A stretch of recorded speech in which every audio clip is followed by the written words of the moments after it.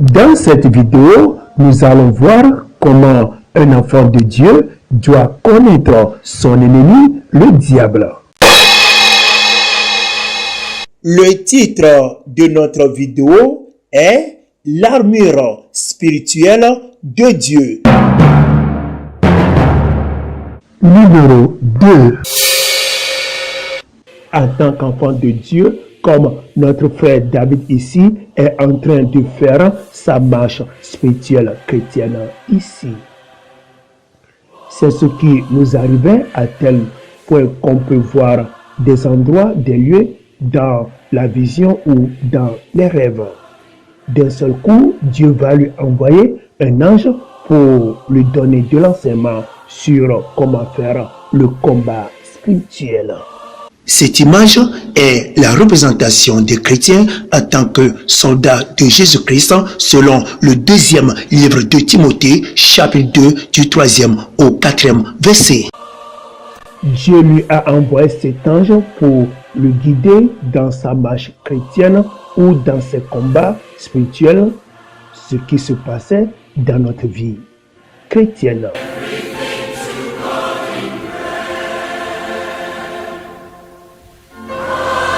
Parce que c'est en esprit que l'ennemi, le diable, combattait les gens. Dans ce plan spirituel, il n'y a jamais eu la paix entre le diable et les hommes et il n'y aura jamais la paix et on a chaque fois ici de grands combats entre le diable et les hommes. C'est pourquoi nous devons avoir toutes les armes de Dieu pour combattre l'ennemi, nous défendre et tenir ferme contre Satan.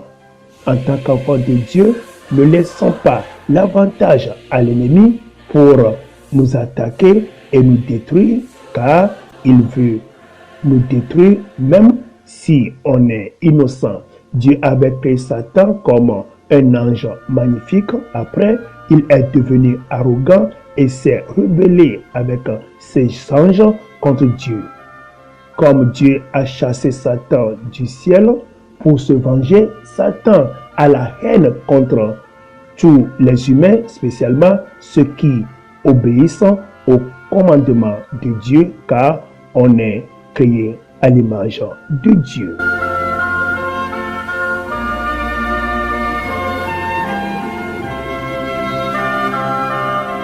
Chaque fois que quelqu'un voulait obéir à Dieu, en même temps, Satan va vouloir l'attaquer et le détruire.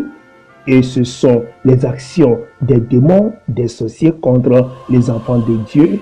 Et Satan n'a pitié pour personne.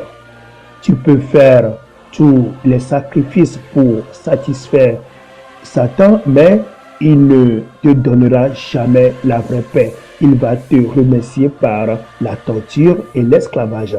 Nos prières ne peuvent pas tuer Satan et ses démons, mais on peut lui résister par nos prières et il fuira devant nous d'une manière temporaire.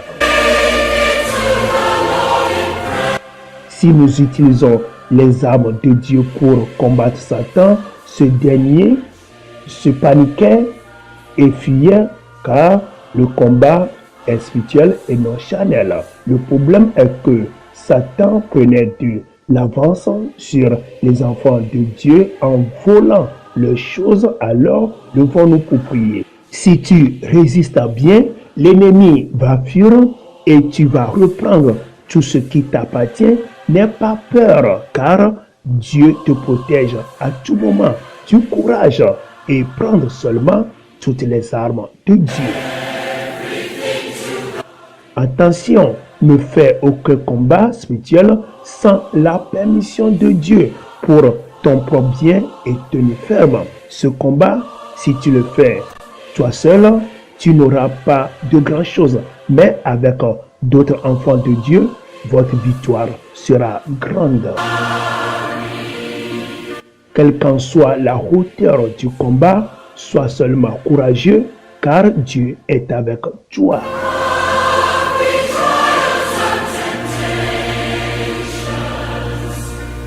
Rassurons-nous que chaque combat dans lequel nous allons nous engager, c'est Dieu qui va faire la décision.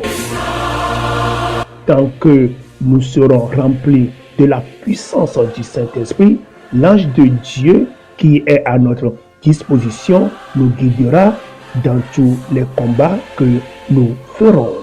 Bible TV International. La parole de Dieu, les chansons, les témoignages, la lecture de la Bible, les vidéos chrétiennes, les prières, évangélisation, des questions. Enregistrez notre numéro et entrez dans notre groupe WhatsApp pour en avoir plus. Bible TV International.